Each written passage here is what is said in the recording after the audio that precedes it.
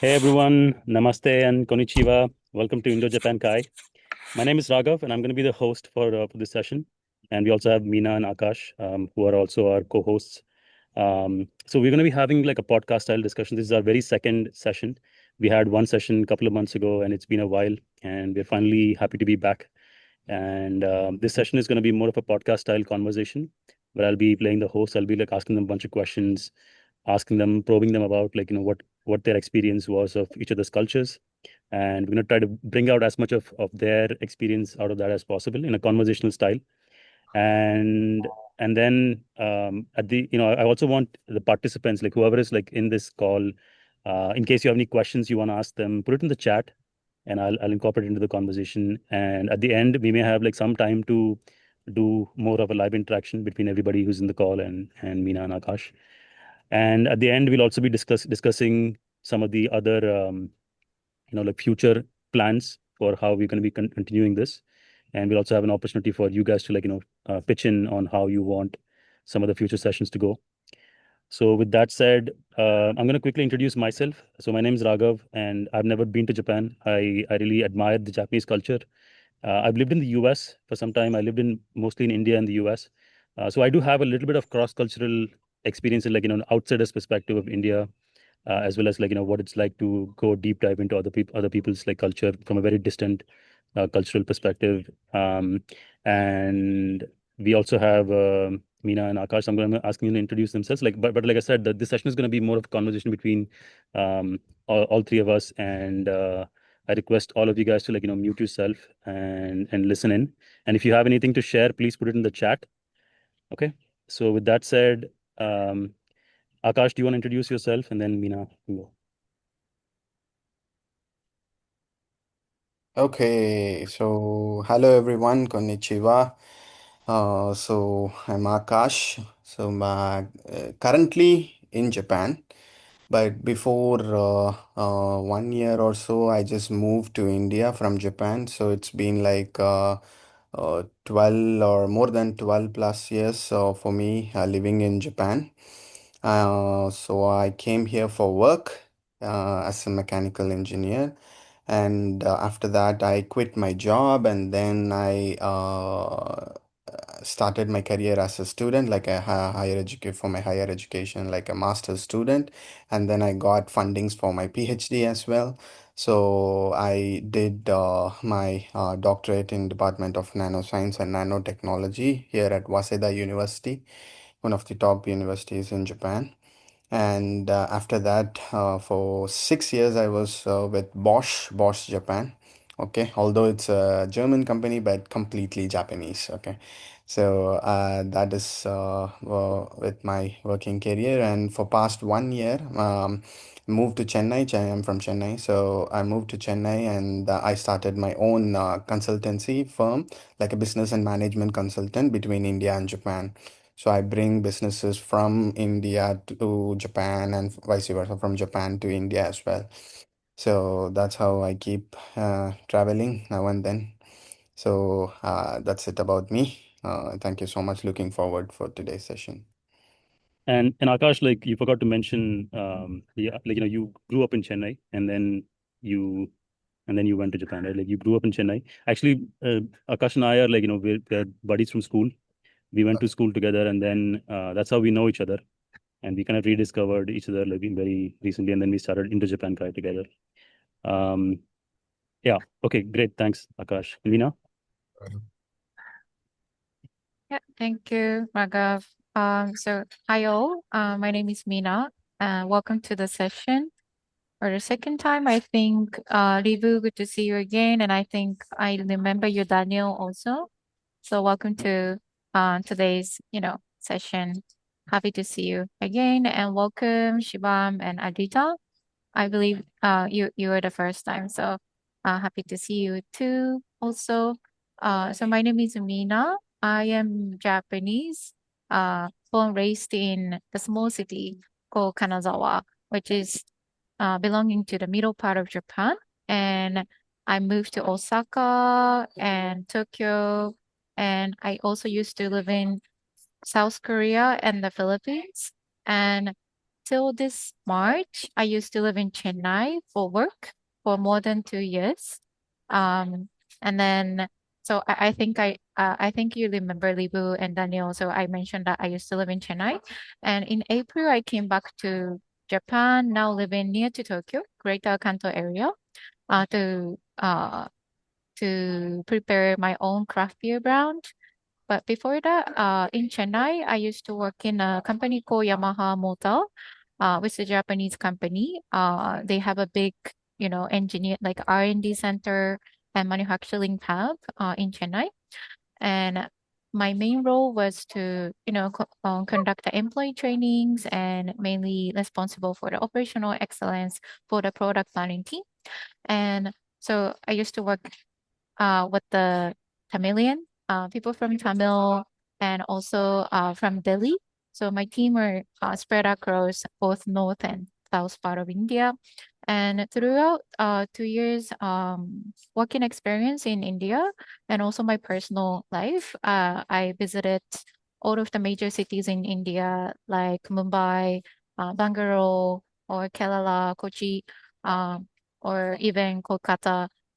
So and many more. So I'm very much impressed by the Indian culture, and I'm still looking forward to working and interacting with the Indian people and provide my Japanese knowledge to you all. So I really embrace the difference between India and Japan. So looking forward to share some experiences with Akash and Ragav with you and get some, you know, questions and comments from you guys. Nice to see you. Thank you. That's all. Awesome.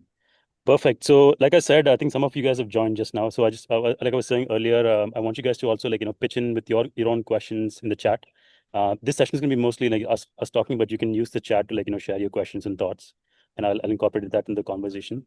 So, the first thing I want to ask you guys both is, by the way, like keep you guys, you can keep your mics muted in the rest of the participants can keep your mics muted. Yeah. So, the first thing I want to ask you guys is. Talk about what brought you for Akash, what brought you to Japan, and for Mina, what brought you to India, and then what were your first impressions, like as in like the first day that you land in the airport, first things that catch your eye, that catch your attention, major impressions. So Akash, let's go. Let's start with you. Yeah, thank you, Raghav. So my intention to learn Japanese or my love to learn Japanese started typically, my parents forced me to learn Japanese. Okay, because they didn't force like too much, but they asked me to learn something extra, like the extra language or something like that, because I was just started with my first year of engineering in Chennai.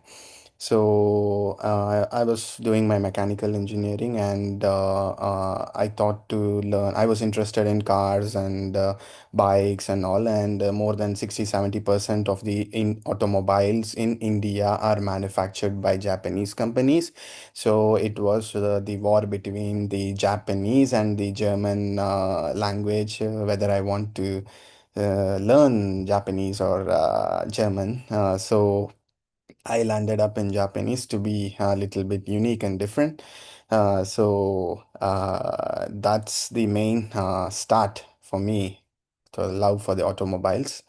That's the main thing. And luckily, after my 4 years of I mean the education, mechanical engineering, so I got placement in a company, mechanical company, but I didn't take it because it was not a Japanese company, because I wanted to learn some Japanese techniques and use my Japanese language.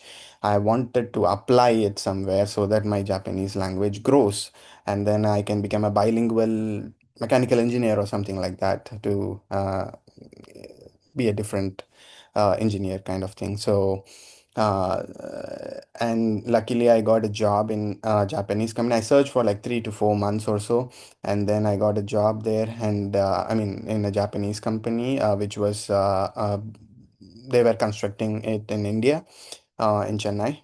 So I got there, and then luckily for the training, they sent me to Japan in 2011. First time I entered Japan, Tokyo was in 2011. So to answer your question, Raghav, so after landing at the airport, first thing I saw was maybe the silence, actually, the silence everywhere. Okay, it broke me like, what is happening, or is something happening there, or is it going well or not? Are we landed in an alien country or what? So the silence over there, it was like shocking for me. Okay, but things were happening, the systems were on the place, and everything was good, because if you cut, India is full of chaos, and it is a chaotic market, and it is a noisy place, noisy places everywhere. So the first thing was the silence. Okay, even like people were talking to their partners or children in a very calm way. So that was my first impression, and standing in queues, long, long queues for a normal water bottle. So, if you want to buy a water bottle, or in the convenience stores, those places and all, like standing in queues, those things were surprising for me. Okay, so for normal things, okay, different in our day-to-day lives, or if you want to enter a restaurant, you have to stand in a queue if it is full, and those things were there. And the second, third one would be like the honking culture. Okay, so I didn't hear noises in the roads as well, the roadways. Okay, so I've never seen much of honking in Japan. Okay, unless and until you do a mistake, you honk, or opposite person do a mistake and then you honk. So that's the thing here. No honks at all. So it was surprising for me, because at that time in 2011, when I was like 22 or something like that, it was a new thing for me, honking. And of course, the cleanliness shocked for me everywhere. Okay, even the public toilets, and the parks as well. The parks, it was super clean. And one more thing is the vending machines. The vending machines were everywhere in Japan, everywhere. And I think the data also says that Japan is the only country where vending machines are more than the population of Japan. So I love vending machines. So I buy these kind of teas from vending machine. This is a green tea. The bitter one, I think, the bitterest one. I think this flavor is the bitterest one. So I love this one. So vending machines there, and silence inside the trains, and also those things like really were new for me. Awesome. Thanks a lot, Akash. Actually, about the vending machines, I've also seen videos of like, where some of the items that are like, kind of perishable, they're not like meant to be on a shelf for too long. Things like sandwiches or like, sushi, you can also get those like fresh items. You can get Yeah, those. even And ramen, even ramen also you can get yeah, cooked. Then yeah. ramen, soba, Awesome. all these are noodle types. Yeah. Right. Yeah, nowadays we also got the frozen one, so you can get some frozen food from the Hmm. vending machines. Hmm. And I think in the different regions you find some unique vending machines. For example, nearby my house, there is a vending machines only for selling cookies. Like What cookies? cookie, only for selling cookies, the vending Okay. machine. So inside Okay. a vending machine, everything is cookie, but Okay. different flavors. Got it. Awesome. All right. So let's moving on to Meena. Like, tell me what brought you to India. Like, did you make a conscious decision to come to India, or how did it happen?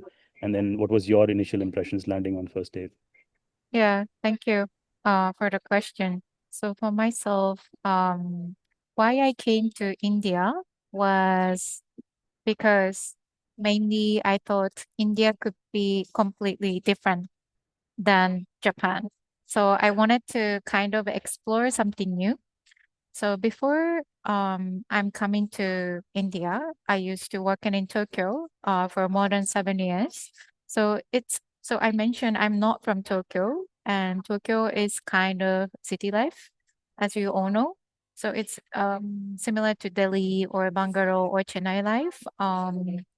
And after working so hard, and I used to work in an American company all the time, and so I have a less experience working in a Japanese typical companies as well. And after like during all the pandemic time, so our everything was very much restricted. I couldn't go overseas, or I couldn't really be active in total. So I found myself that, okay, so once the pandemic is gone, I promised myself to go overseas again to adventure, like put myself into adventurous, situation. And then I started looking into look for the place where I should go. And on the Google map, I suddenly found that India. And recently, at that time, there was a big news that, okay, so the population of India exceeded the China. And I started like, oh, okay, India. Of course, I love Indian food. I love curry, but I never really researched about India as a country. And at that time, I've never been to India neither. So I started searching for it, and I I I thought could be very much interesting life if I lived there, because none of my friends never done living in India, and obviously India, Japan, there is a distance. So um I was curious. So it started from my natural curiosity, and so that's why, and also I was at that time I was already thinking to start my own business. So from entrepreneurship perspective also, I wanted to explore what kind of business lies in India. So that was main reason I decided to go to India. And why Chennai was kind of coincidence, but coincidentally, one of my close friend, her name is Priya. She's actually from Chennai. So once I got the job offer in Chennai, and I came to know that, oh, this is my friend's, one of my close friends' hometown. So that was also surprising moment. But yeah, so everything was undecided, and move on to the first impression right after I landed in India. So I'm talking about Chennai Airport. So basically everything is uh, opposite from what Akash mentioned. So my first impression was everything is so noisy. Everything is noise, after I came out from the airport, so much noise, like a horning, lots of people, talking to me, taxi, taxi, or like asking me, where you going, like that. So first thing, oh, so much noise and honking. And I surprised. Other than that, I was overwhelmed by the number of the people. Generally, I believe the land that you have is bigger than so much bigger than what we have in Japan, but number of the people is so much. And in Japan we have something called the personal distance. So I don't know, we naturally think that, oh, we should keep a distance even if it's not the pandemic situation. But I think people in India, it's so friendly in a sense that, okay, let's get along each other. That kind of mindset, I think everyone has. So the distance naturally very close. So yeah, that's kind of first impression I got after the landing. Perfect. Awesome. And you said when did you say you first came to India? It was like a January 2024. Okay, okay. So, and only recently, like April this year, you moved back to Japan. So you've lived for a couple of years, and so your memories are fresh. Mm-hmm. So actually, this time I want to ask Mina, you the first question. Yeah. Both of you guys came in to India and Japan for for work. So you come into the work. What was your initial impressions about the differences in the work culture Okay. between India and Japan? Yeah, I think so working culture. So I have several topics to share, but okay, I have something with a very strong impression. So that is commitment to yes. So as I mentioned, I worked in the R&D, like Japanese motorcycle company in Chennai. So my day-to-day work is with, you know, local people, both from, different, like a north side and like a south side. And in Japan, we have a culture that once your like for example, your colleague or your boss says like ask something, and if I say yes, yes means 100% absolute promise.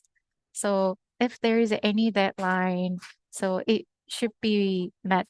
So if I say yes to something, I need it's like a deadline is a really, really deadline. So if I cannot meet the deadline, it means I need to die or something. So we have that kind of mindset in Japanese working culture in general.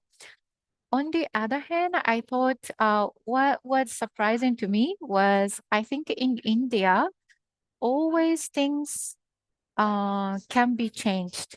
So, I think situation can be changed. I think from environmental, reasons or, some company reasons. So I think people are very flexible, like a ready to be flexible mindset. So I think for Indian members, yes means I really want to do it, but things might be changed. So missing the deadline isn't the end of the world, like a kind of I will try my best type of yes. So I see the cases where Japanese, employee and Indian employees, like they tend to discuss about the deadlines, and then the like each understanding is kind of different because of it. So I think for Japanese people, anyways, yes means we need to do that. And for myself also, I lived in Japan for a long time, and if I cannot make something for my work, even though I'm having like a illness, like if I am sick, I try to complete. So that's kind of also the toxic of Japanese working culture. But and also for Indian members, I believe even though people miss out the deadlines, I think once someone like boss pointed out about this, I think the recovery, speed is so much fast. So I think people are very ready to be flexible, adaptable. It means they can recover very quickly. So I see this difference, like very in a daily life. Awesome, awesome. And Anakash, what were your discoveries about the work culture differences? Okay, so I would like to just have uh, two main topics in this. So one is like I worked with a very small company where only 50 people were there in Japan. So in that particular company where the systems were not proper, it was more like a family-owned business, and it is more like a traditional and a conventional Japanese way of working. It was related to mold manufacturing, okay, so something related to mechanical. So there I felt a little bit of freeness. Okay. Okay, I could express my thoughts, I could express my feelings, I could enjoy with the co-workers, and I could get to know more about the the co-workers and all. So that was my first impression in my first company where only 50, 30, 40, 50 employees were there maximum in Yokohama. So that place was little bit different for me, and I learned the Japanese working culture over there, and how this kind of Kaizen, Muda, Muri, all these concepts work because we have learned in books, but the first time when I saw these things in the factory, the 5S concepts and all, so it was pretty much new for me, and it was exciting for me. That is one side. On the other side, I would say that after my PhD, I started working with MNC. Okay, so MNC has proper rules and proper systems in place, and the people are busy here and there running. You don't know whom are you working with sometimes. The teams are big, and more than 5,000 employees are working in Bosch Japan. That's a huge number for Japan. Okay, so that's there, and it was very difficult to adapt, and in your team also, it was very difficult to adapt among your team members as well, and in that particular team also, the 3 years the first 3 years I was outside Tokyo, where the plant and R&D used to happen, the factory side. And the 3 years I was with software guys. So it is again totally different thing to work with, because in factory side, I was working with more of the elderly people, because we only on the factory side we have the elderly people, because it's kind of monotonous job, and a little bit of R&D would be like 40 50, mid of 40s and mid of 50s kind of people. And I was placed there because I was the only foreigner in that particular plant who could speak Japanese as well at that time. So it was totally different over there. They helped me a lot actually, but in the city side, after the software development side, it was totally different, and they were into lots of systems and the lean management inside of the software. So many things were. Oh, that's a peacock. Oh Yeah, my God. Wow. Peacock. yeah. Mm, I've never seen a peacock in Japan. Yeah, he's always trying to get into the conversation. He was just like here for some time. But anyway, continue, Akash. Yeah, so software side was totally different. The systems were in place, and regular meetings used to happen. The circle meetings and orientations, all things were perfect. And if you wanted to ask a question or a doubt or something, also, I need to list up all my questions, all my queries, okay, and then ask to my manager or ask to my senior at once. Okay, I need to, like, okay, can we have a meet, or can we have a quick discussion on this or something like that? Then I have to list up all the things and then go for the inquiry. So that's how things were different between the countryside of Japanese working in a factory and the city side of the same Bosch company. Awesome. So if I had to summarize, basically, in India, there is like a certain lack of structure. Things happen like, in spontaneously in chaotic environments. And in Japan, there's like a very predetermined structure that everybody Yes, has to follow, and you have to like honor the system. Otherwise, like you cannot integrate into it. Okay, yes, interesting. I think I would say, like, anybody who's even like remotely understood Japanese culture would expect that, like it's a very structured society in general. Which brings me to my next question, which is like, uh, you guys have both lived here, right? It's not just like you've worked here, you also lived here. What would you say is like the general differences between like typical day in a Japanese person's life and then an Indian person's life? Maybe Mina, you can start. The difference for the typical day? I mean, like in terms of lifestyle, just in general, like, in terms of culture and lifestyle, how would you contrast them?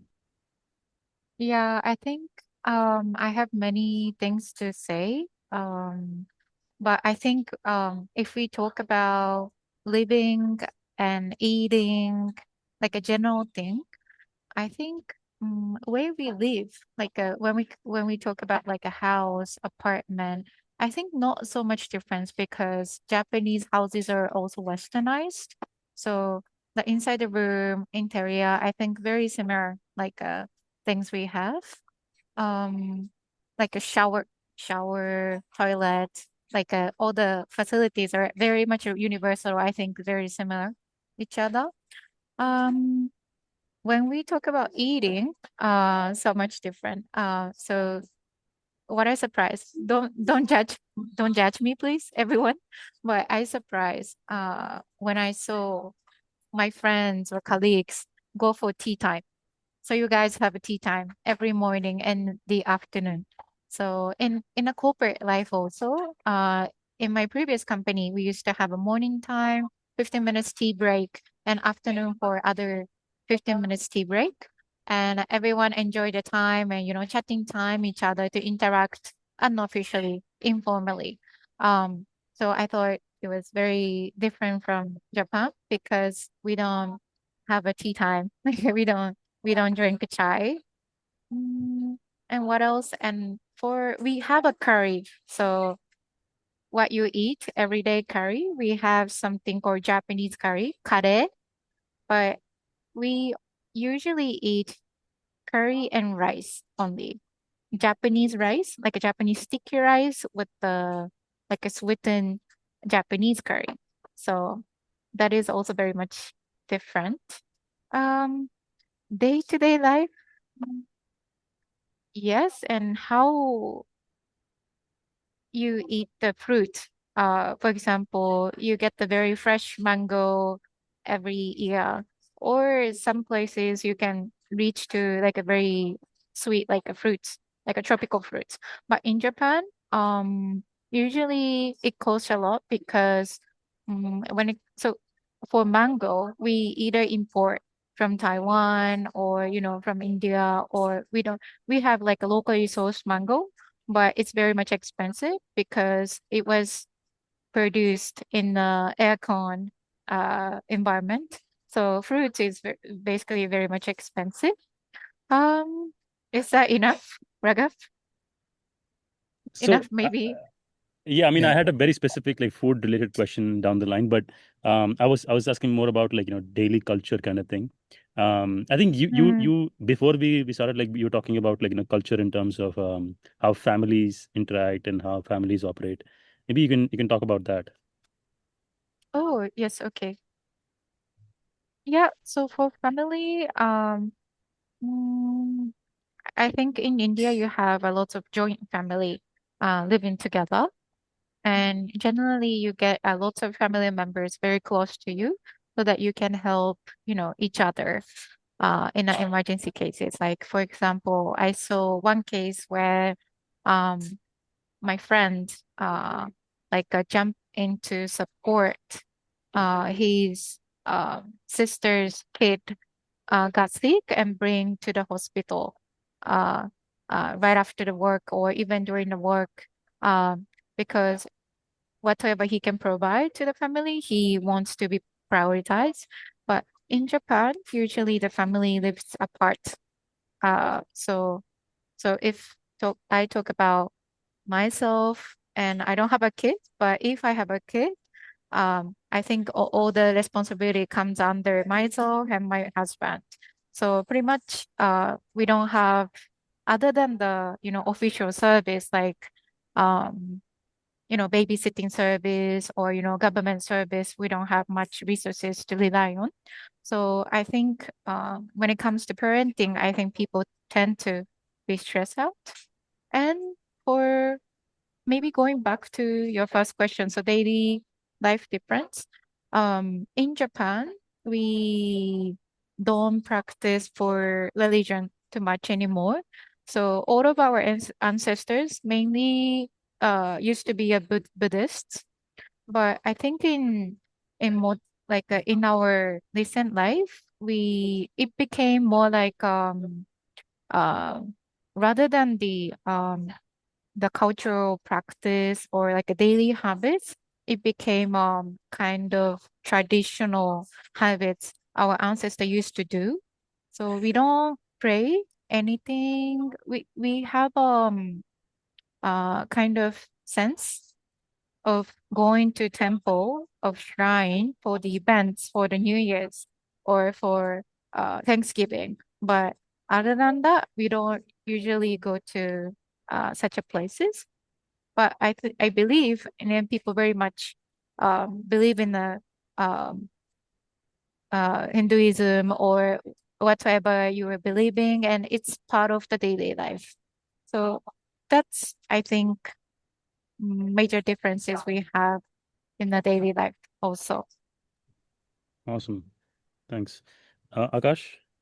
So, daily lives. So, what I have observed in Japan compared to India. So, Indians are more into family first concept.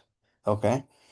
And Japan side, when I observe, I see work first concept. Okay. So, if you are in work, if you have something to do with your family, I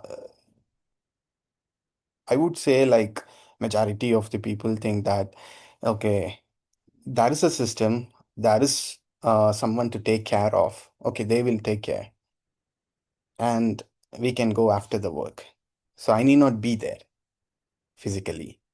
So in India, it is little bit different. Okay, something happened, so I have to go and I have to take a permission from my boss and then I have to leave. So I think this cultural shift or the mindset shift is the one thing I noticed. Okay, they're more into work. So even the overtime concept. See, the overtime concept would be that I see overtime in Japan a lot in Japan actually than in India. So that is there one big cultural difference as well. And when I leave my office around like 7 p.m. also, 6:37, so people will look at me, oh, Akash is leaving. We are working. Something like that. Okay, but I don't care. To be frank, I don't care because I have my other things to do. As a foreigner in Japan, as a vegetarian in Japan, I have to go and cook my own meal, and then I have to spend some time with my wife. These things are important than me. I mean, important for me than my work, which is after 7 p.m. Okay. But I will be the first or one among the first few members to start my day in my office because uh, around 8 or 8:15 I will be at the office. Okay, so I go quick, I finish my work quick and then leave. So that's my concept and that's how I um, learned myself to be at least a little bit close to Japanese, the thinking way as well. And every time when my manager or my superior sits with me for one-on-one meeting, he will mention that Akash, even in this month, you are the lowest in your overtime work. So I told her, I don't want to do overtime. I don't want to do overtime. Why are you forcing me for overtime? No, no, we have these things your colleagues are doing for 50 hours, 60 hours, you're doing for less than 20 hours or something.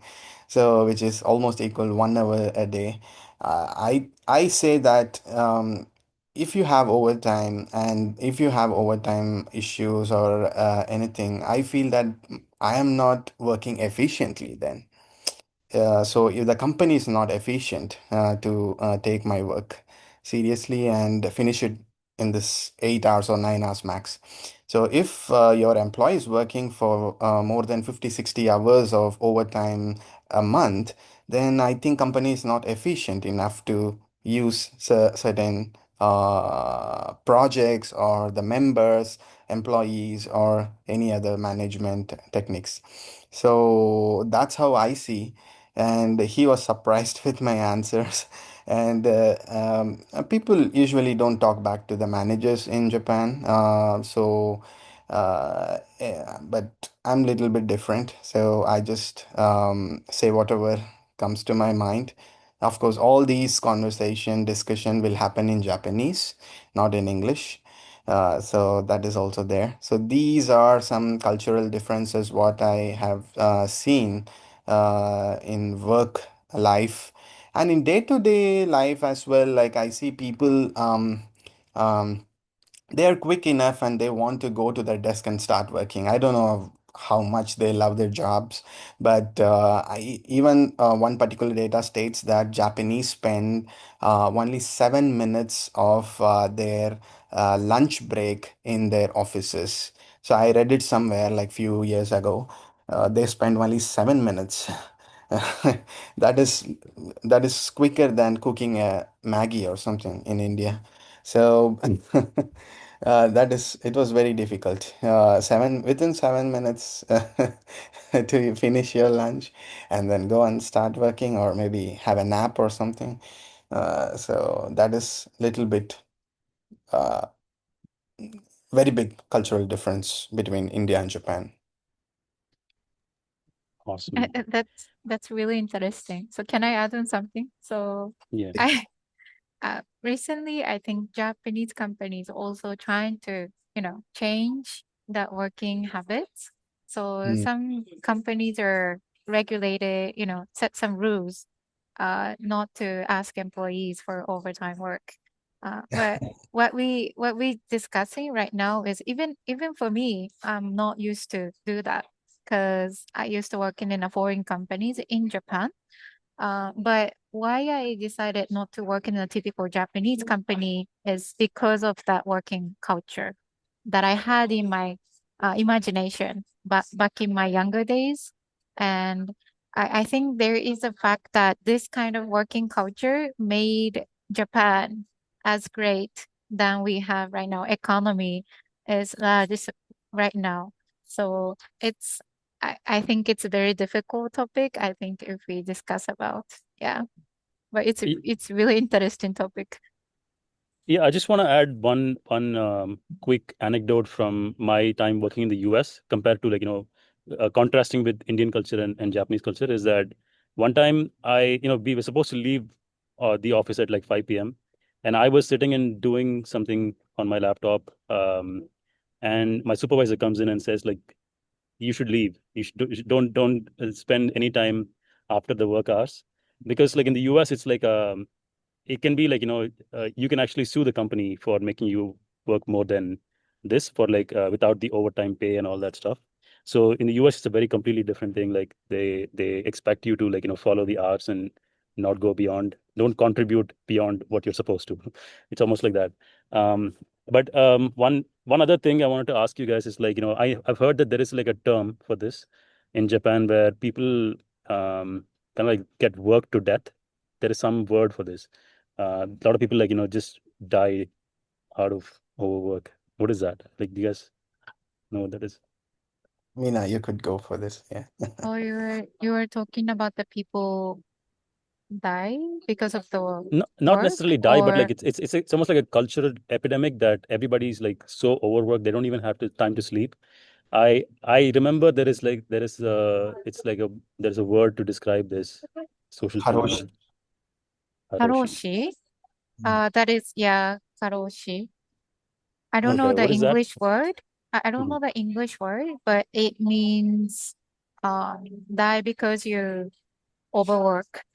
Yes. Okay. And if this happens, usually the company is penalized for low side, meaning that because the employee, mm, as compared to US working culture or Indian culture, Japanese company employees are pretty much protected by law.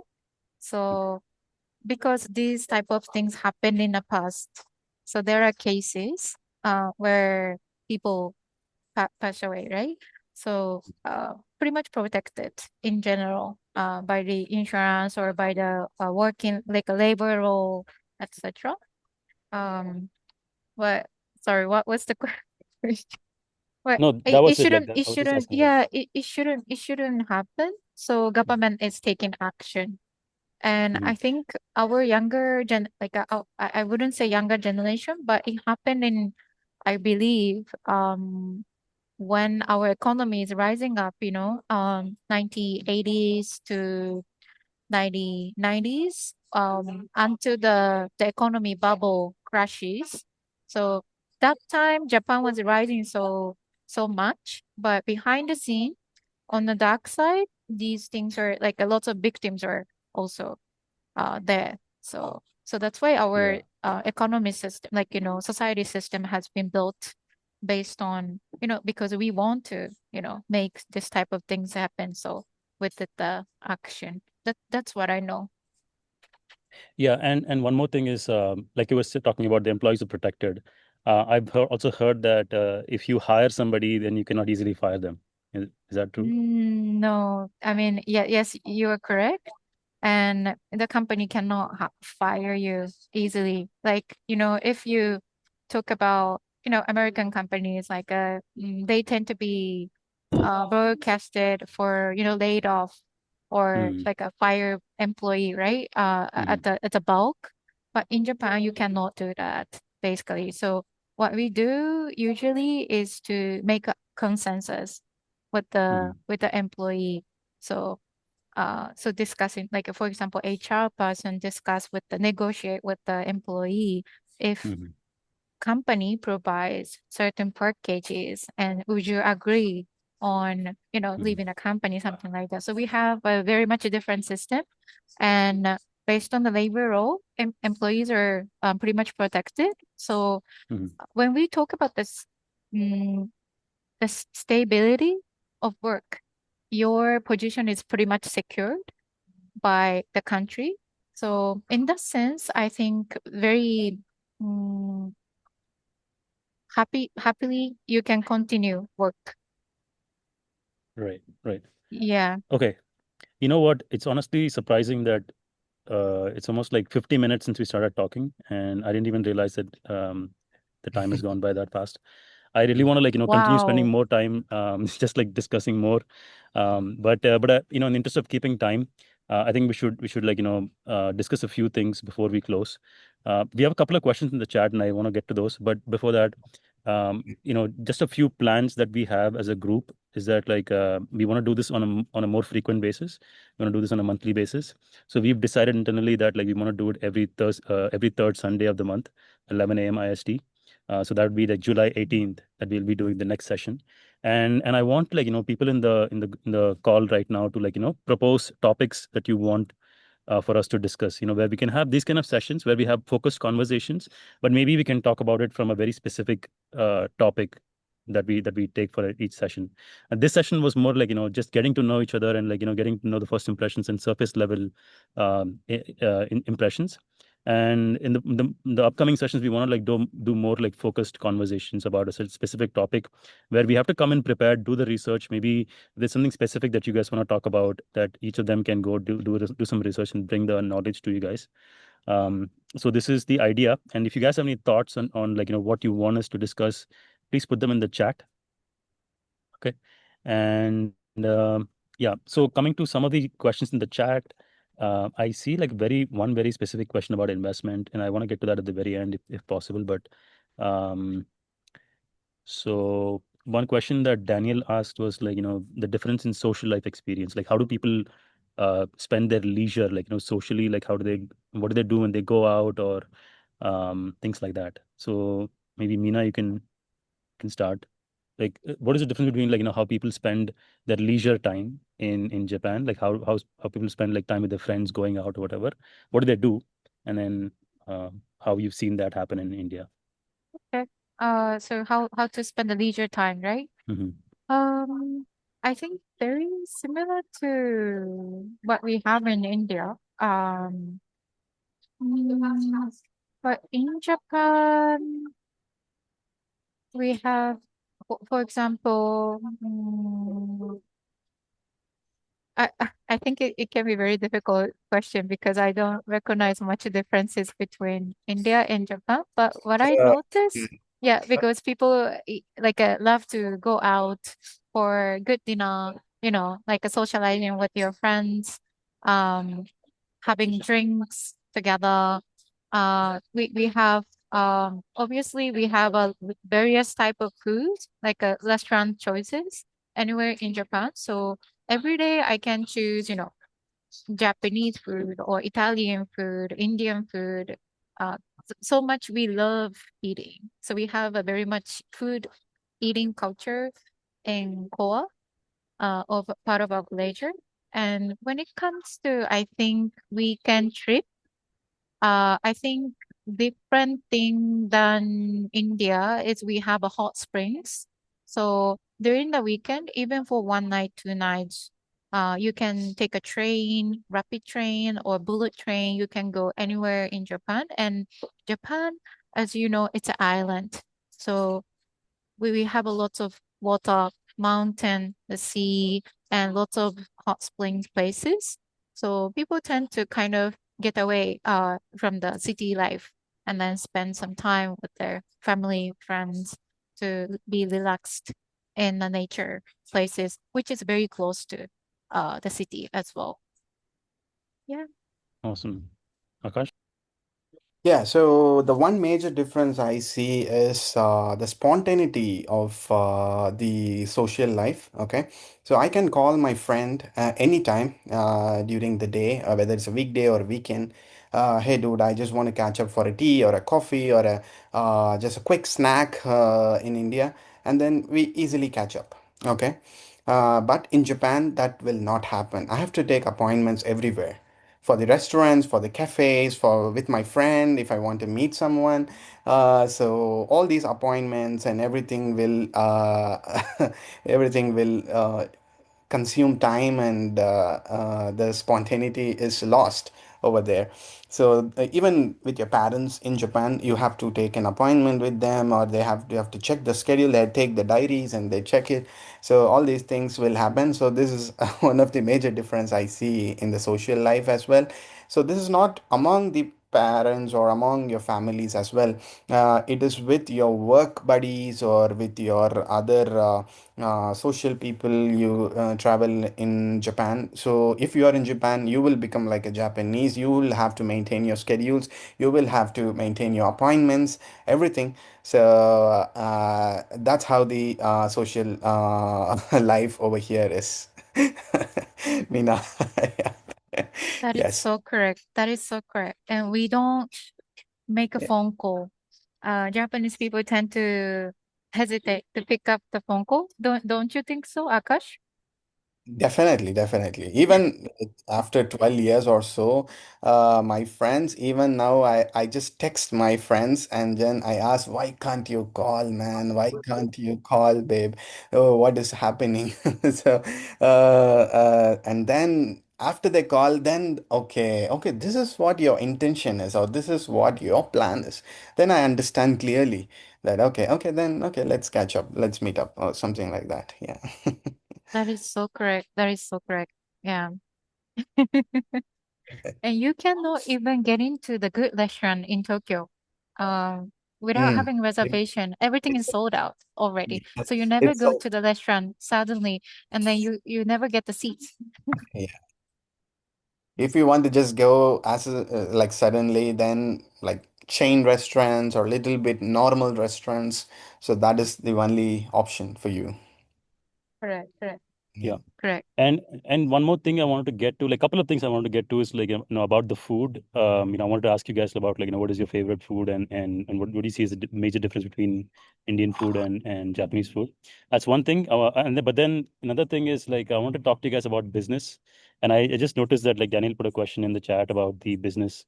And I think maybe that's a good topic for us to take on for the next session. Next month Yeah, we session. can do that actually, um, Raghav. we should like talk about like each other's like business journeys, starting a business in India, because Akash has a business in India, and then like Meena, you're starting your own business now.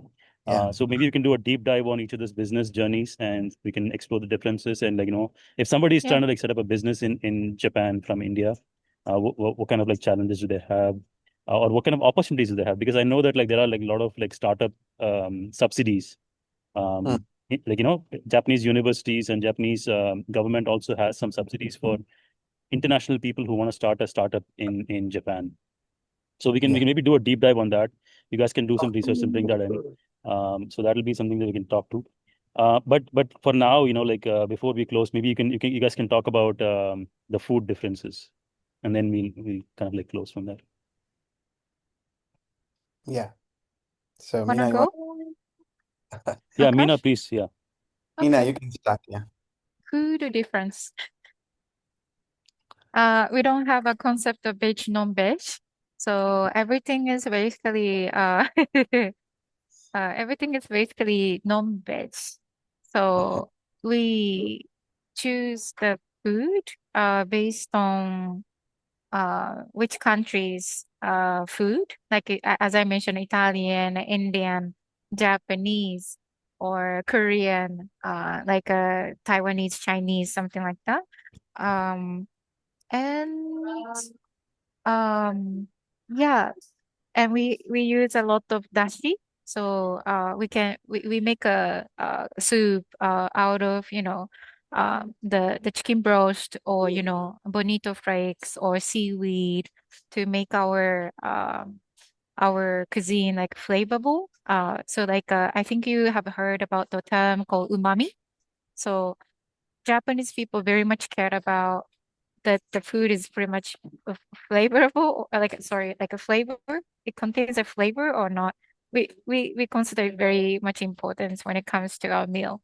So so it's contained everywhere, like for everything, like miso soup or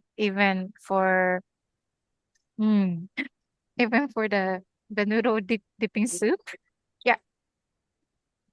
So the difference between Indian food. Sorry to interrupt. I think like like I had a general question. I think that got like ignored, so I'm just trying to like bring it back. Yeah, the food differences are great. But I think like I just had like a generic question on like investing. Like, is there like a general like interest in like retail investing or Ribu, yeah. I wanted to get to that because, like, that is something that is more of a very, deep dive into a topic on its own. We're trying to have this like as a light first conversation about these things. Maybe, this would be a more relevant question in the next session when we're talking about business and stuff. I yeah, want you I'm to, asking because bring it. like Yeah. yeah, I'm asking because like I actually wanted to like discuss like specific things because generic things is something that we can just like read up online, right? Like or just meet people and talk about. Yeah, but So, mhm. But no, go ahead, go ahead. this is like, we're trying to get Mina's and Akash's, broad, like this is like a breadth oriented session. Okay. Because like, we don't want this to be like a mix of like too many different deep dives. We don't actually have the time for it. It's supposed to close like now. We have like we settled for an Yeah, hour. I know. That's why I just asked like a generic question, like, hey, are people interested in investing or not? Like, it No, really is a yeah, yes I or no think it'll take more time to explain that. That's really why I kind of like ignored that. But why don't we, like, yeah, we will, let them finish. They were talking about food. Let them finish that, and maybe we can take a couple of minutes to like address this as well. And Yeah, I yeah. request you guys to like don't interrupt when they're speaking. Yeah, thank you. I think Oh, yeah. Anyways, Ribu, thank you for your questions. We can take some time to discuss about this, or even after this, we can discuss on the chat as well. Yeah. But anyways, the food difference. Yeah. So Indian food is part of our food culture in Japan. One of the choice of the food. But in India, only for the Indian food depends on the region. You have so much various options, which is very much deep. So I haven't enough explore yet. Yeah. okay, Nakash. Yeah, so basically, I see the food difference as uh, it's more of the morning breakfast thing. It is like completely different because of majority of them will have it in the convenience stores like 7-Eleven Family Mart, Lawson kind of stuff. And afternoon will be with their colleagues or in their offices, and evenings is kind of the culture called nomikai. Okay, nomi means to drink, kai means to like to meet, to gather, like ijk, like kai, Indo-Japan Kai.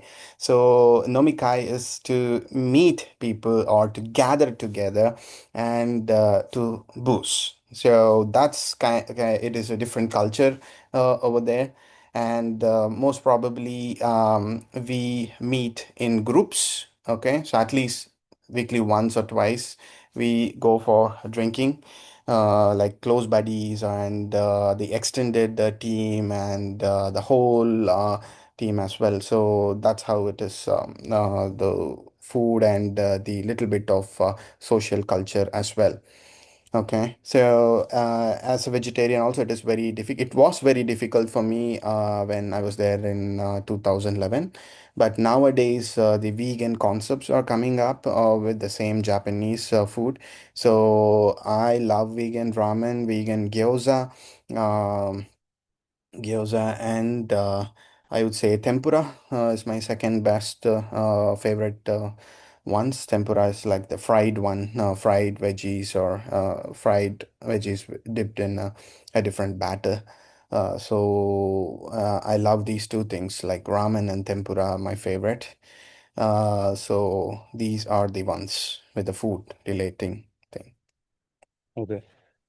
All right. There were a couple of questions. One was what Ribu was asking. Another was like how people see India as a country. But let's start with Ribu's first. So he was talking about like investment. I think he's trying to do something related to like investment in Japan. Is there any like do you guys have any expertise in investment in particular, or should we can also like try to like come back in the next month session where we can come prepared if you're not really prepared to answer this right now. What do you guys think? Like, do you have any thoughts on the differences in the investment culture or like the where you can find information on investment in Japan? I can just throw some points on like general investments. Okay, when you compare among your friend circle itself, I would see that many are investing in stocks, stock market in Japan. Okay, stock market is kind of common in Japan. And nowadays, I see Japanese not buying houses in Japan. Okay, so they are moving to the stocks and they are moving more towards the experiential things. Okay, they want to have some experience rather than investing in a depreciating property. Okay, like the house and other like cars or stuff like that. Okay, so if you ask me if there is an investment happening, I would say like 60-40. 40 people are investing actively. I would say 60 people, they are not knowledgeable yet to see through that and invest. So it could be 50-50 as well. So yeah, I would say that stocks are the number one in Japan. Mina, Yeah. any thoughts on this? Yeah. First of all, I think I wanted to properly understand Wibu's question. Can you give me a little bit of more context on which particular investment you want to know about? Sure. So basically, you know, Yelchur Akash, he mentioned stock investing. Mm, So primarily, so what I've built right now is it's a global product that focuses on all types of financial instruments like equities, bonds. Um, Equities involves stocks as well, but like also the derivatives that are involved with equity bonds, such as options trading, warrants, any custom financial derivative, and commodities as well. Really, I just like wanted to know if retail is in interest, that I could like probably direct my terminal to be more like retail friendly. So more like stock driven analysis and long term investing type of stuff, as well as I mean, or if it were institutional, then I would know that, oh, okay, so there is no market for retail investing. And what institutions typically like is like bond analysis and like knowing what Japanese bond, the strength of Japanese bonds are, because a Japanese bond is essentially a reflection of how Japan's economy is.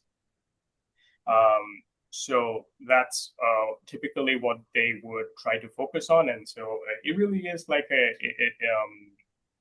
research question, get to know them, get to know the people better. What would they essentially like to see? If the retail space is interested, then I would probably invest more, put in more time, invest more time into building up stock research, as opposed to, if institutions are interested, I would put more time into bond research. Well, thank you for the question. And I think very much specific topic you're talking about. And I think if I respond with the very general topic, as Akash mentioned, when it comes to, just a general people, like a general, like a consumers, the awareness in terms of the investing itself is lower than, I think, let's say, what you know in India or either in America. So nowadays, recently, in the past few years, government is promoting the people to invest through the specific system called like a NISA, which is you can get the tax redemption.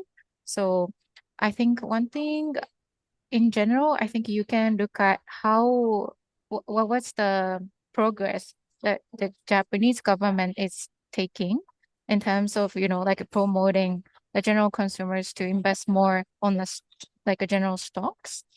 And also, as Akash mentioned, the real estate investment is, when it comes to housing in general, younger generation, a decreased number of the people purchasing the house.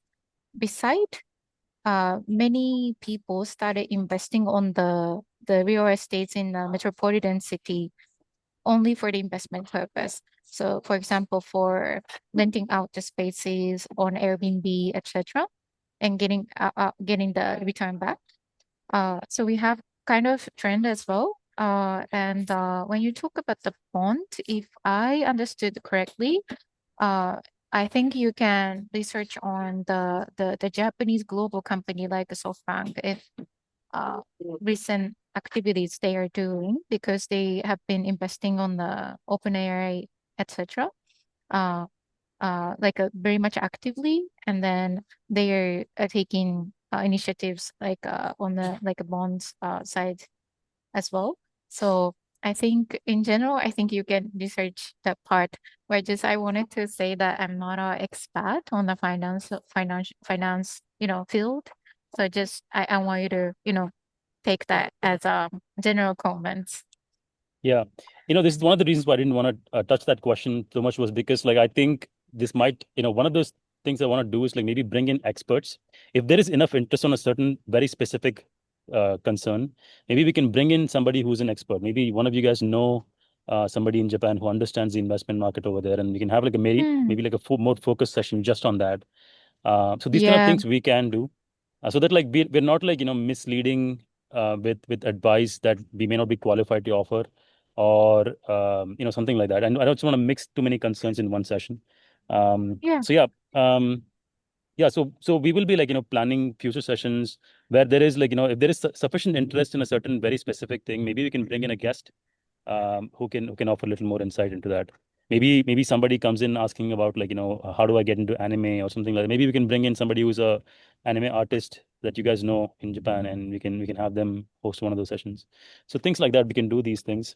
And I think we are a little bit over time, and I wanted to stick to the time. But there's one more question that Shivam had asked, which was about what is the Japanese perspective on India as a country? How do they see it? Maybe Mina, you can go with that. Yeah, in general, from Japanese people, India is first, population is growing so much, and democracy country, and Modi ji is very much presenting the country. So diplomatically, he is all well known in Japan as well. Um, yeah, and yet to discovered by Japanese people uh, is that India as a country, you are so diverse. So we have only certain image of how has been built or how the country works, how the people look like. But uh, this diversity, you have a different culture, different languages, different habits in each region. That is something I think Japanese people should know. I hope I answered to your question, Shibam. Yeah. Yeah, that's very helpful. And I just remembered, like, I want to do couple of more questions before we close. We can keep it brief, but like, I know, especially Mina, this is going to be challenging for you, but I wanted to, like, bring out something that you think as a negative in the other culture. So for you, like, what did you find in India that is a negative that you didn't like? And same for Akash, like, what did you find in Japan that he didn't like? And this is not meant to be like a negative comment as such. Like, be honest about something that you just did not like, so that, like, it can be used as a constructive criticism, constructive feedback kind of thing. So yeah, Oh yeah. So what I didn't like about India, I mean, I wouldn't say I didn't like, but I think there is a space for the improvement is that the hygienist. For example, in the public spaces, on the street, you see lots of garbages and lots of people. I see lots of people just throw away the garbages everywhere. So for example, if you go to Chennai Beach, you see lots of garbages on the beach, but very much a few people actually picking up the garbages or yeah, mm, so I see lots of social workers, government workers, they clean up the street. But I understood that since the population is so much growing and um, I know the government is trying to take action for such a social issue, but I think the awareness between the people is less yet. So this is something I hope um, some changes uh, added in the near future. all right, okay, great. Akash.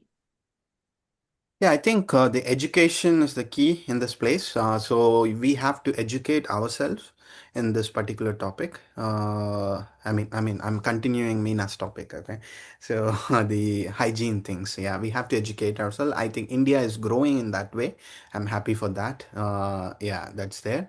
And what I don't like is, like, as I mentioned, I need to take appointments, constant appointments for everything, constant phone calls, constant planning. So I have to schedule many things in my mind, which is tiring for me. So those things, like, I don't like about Japan, but we have to do it. But we have to do it. And the second thing is lots of paperwork. Okay, anywhere you go, paperworks are more. So in India, the banks are digitized. Okay, everything you can download in your own office or in your app itself. But Japan is a bit slower in that. So if I want to go to some bank or something, then lots of paperwork I have to complete, and then they might give me some statements and this, that, etc. So this even if I want to go to doctor's office, so then I have to fill like couple of forms and then then use my insurance and everything. So those things are a little bit still paperwork some more, so which I don't like in Japan. All right, great responses. But one more question is, like, so Mina, what would you say is, like, one thing that Japanese should learn from India? And similarly, Akash, what do you think is one thing that Yes. Indians should learn from Japan? Yeah. Yeah, Yeah, Mina, you can. yeah. So what Japanese can learn from India is that maybe just repeating things or knowing the adaptability or being flexible on something. So, like Akash said, we need many preparation for certain things, or you need to be like a precise in day life, which has lots of good things. We can be more efficient in many things, but at the same time, when something unexpected happens, Japanese people tend to be late on catch up or cannot really react in timely manner. So I think that point of view, I think we can learn from the Indian people that okay, knowing a little bit of a space in your mind that can be ready for something unexpected. Awesome. Great. Nakash? Okay, so there are many things what we can learn from this developed country. So I would say the first thing is the commitment what they give to their customers or what they give to the other parties. So the commitment is the thing which we have to learn. So to achieve those commitments, there are certain management techniques or the processes which we have to follow. So these things could be stolen from Japan and then learned for our Indians. Okay, so these kind of practices are very important in our day-to-day lives, and this commitment will bring you and take you to greater heights, even personally and in a work environment as well. Awesome. Great. Okay, this was like a amazing session. I feel like we had like a really fun conversation. I got like a lot out of this. So before we close, the next session is going to be on July 19th, 11 a.m. IST. And we're going to have a little more exploration into you guys like business journeys. And Yeah. we can talk deeper into that. And in the meantime, if any of you guys have any thoughts and questions about their businesses that you want to prepare um, for that they can address in the next session, you can put it in the WhatsApp group. There's an IJK lounge in the channel. You can go ahead and you can share your thoughts. I would love to actually hear your feedback as well. Go there and post your feedback about the session, and also ask your questions. Anything that you wanted to ask here that we didn't get the time to address, you can ask in the chat, and we can keep that discussion going on there. And again, we'll meet July 19th. Anything else, guys, before we close? Akash, One thing, sorry. Maybe Raghav. So we have to mention this as well. So we are planning to have this session regularly. So which will fall the third Sunday of every month. So that is July 19th, right, Raghav? So we Yeah. will have this every third Sunday. Okay, so which will be easier for the communication, and if you want to spread it among your friends or anyone else who is interested in Japan, then you can mention it as every third Sunday of the month. We will be there, and the link will be posted in the meetup group and the WhatsApp group as well. And we will post more insights on the topics as well in advance. Okay, so this time we have the topics for the next session, which is the investment and the startup communities, and more insights on the business side. So we can post the topic as well, Raghav, in the meetup group. No, yeah, I'll do that. Yeah. I'll do Yeah, that after this. And then also, you guys, I want to, let you guys know that, this is we're just starting out. Okay. This year we started this community, and we're in a very early stages, and you guys have like a very good opportunity to shape our community. So I would say, be active on the WhatsApp group. And, if you have any ideas about, which direction you want to take things, mention that in the group, and we'll be happy to, incorporate that into our plans. Yeah. so I think Ribu and Daniel should be in that group. And how about the Aditya and Shilpa? Are they in that WhatsApp group or something? You can, No, Raghav, you I'm can. gonna, what I'm gonna do is I'm gonna share the website link that we have, and Okay. on the website we have the link to our WhatsApp. Sorry, not a WhatsApp. If you click on that, you will go to our meetup, and on the meetup, Okay. you'll have all of the links. And even in the event, I have this thing. I'm gonna right after this call, I'm going to update the website with the WhatsApp group link, so that we have direct access to that from the website itself. Perfect, Yeah, I'll do perfect. that. So yeah, awesome guys. Thank you so much for joining in. Looking Thank forward you. to seeing you guys again on next month, July 19th. I'll be sharing the event details in the WhatsApp group. Thanks a lot, Okay. everyone. See you Thank guys. you. Thank Thank you, you. Bye. Thank you. everyone. Thank you, Raghav. Thank you, everyone. Thank you. Thank you, Have a nice week. everyone. Bye. Okay. Thank you, Ragav, Akash. Thank you. Bye.